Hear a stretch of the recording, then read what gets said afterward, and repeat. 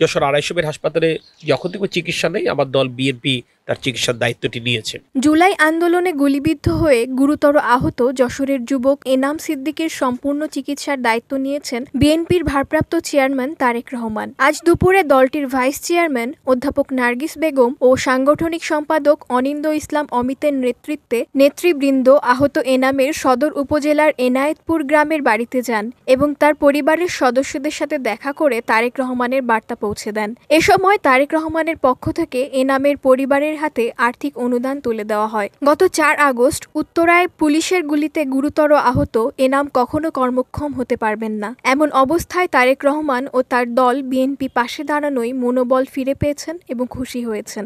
সদর হাসপাতালে দেখাচ্ছে, যশোরে চিকিৎসার যাবতীয় ভার অমিত ভাই উনি নিছেন, যে যত ধরনের ট্রিটমেন্টের মেডিসিন যা প্রয়োজন হয় সবগুলো উনি বহন করবেন।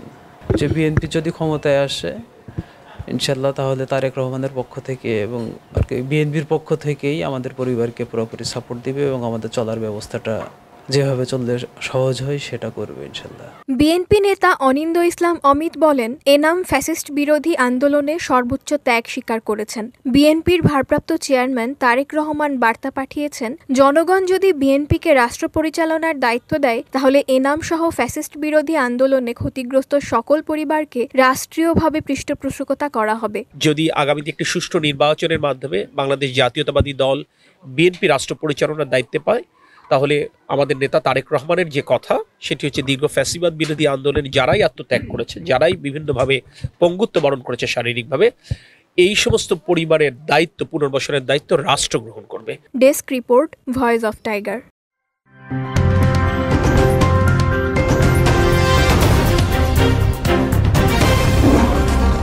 Voice of Tiger.